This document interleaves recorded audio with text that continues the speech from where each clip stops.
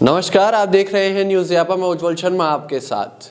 राजस्थान में एक विधानसभा में उपचुनाव होना है जिसमें बीजेपी और कांग्रेस दोनों ने अपने अपने प्रत्याशी घोषित कर दिए हैं और 5 जनवरी को वहां चुनाव है।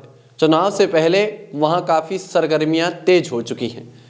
दरअसल इस उपचुनाव में बड़े बड़े सियासी दांवपेच खेले गए। जिस तरह से पहले कांग्रेस को मजबूत करने वहां सचिन पायलट पहुंचे, उससे पहले भी तमाम नेता वहां कांग्रेस को मजबूत करने पहुंचे और सिंपैथी वोट कांग्रेस ने बटोरने की कोशिश की। और जब सचिन पायलट वहां पहुंचे तो सिंपैथी वोट ये मानकर चलिए कि सचिन पायलट ने खींचकर कांग्रेस की झोली में डाल दिया। और उसके बाद सचिन पायलट को दी बीजेपी ने एक बड़ी चुनौती। चुनौती क्या दी? ये कि सुरेंद्र सिंह टीटी को मंत्री बनाया।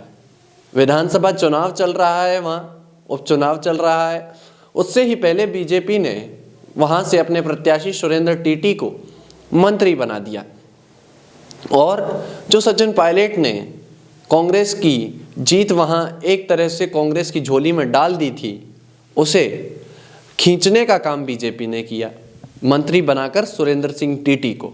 अब सचिन पायलट को जैसे ही बीजेपी ने चुनौती दी तो आनन फानन में सचिन पायलट की लाज रखने के लिए या कहें कांग्रेस पार्टी की लाज रखने के लिए राजस्थान कांग्रेस कमेटी के प्रदेश अध्यक्ष गोविंद सिंह डोटासरा मैदान में कूद पड़े।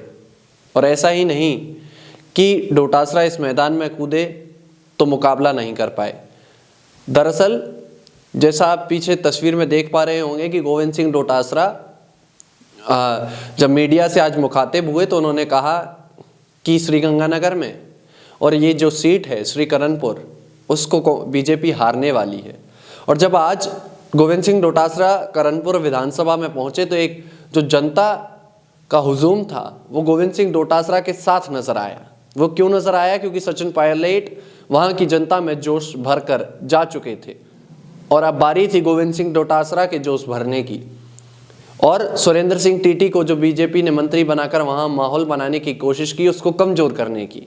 गोविंद सिंह डोटासरा पहुंचे और सचिन पायलट की बात को आगे रखा कि हमें फिर से यहाँ कांग्रेस को जिताना है। और सचिन पायलट जिस तरह से पहले आए थे, तमाम बातें कहकर गए, उन्हीं को हम कांग्रेस पार्टी आगे रखेगी और यहाँ से आप कांग्रेस के प्रत्याशी को जिता कर भेजिए। तमाम बातें गोविंद सिंह डोटासरा ने कही। इसके बाद आज राजेंद्र राठौर भी करणपुर विधानसभा में थे। दोनों का आपने सियासी झगड़ा देखा होगा, काफ़ी दोनों एक दूसरे पर बयानबाजी करते हुए नजर आते हैं और दोनों ही संयोग से आज ही प्रचार करने एक विधानसभा में पहुंचे।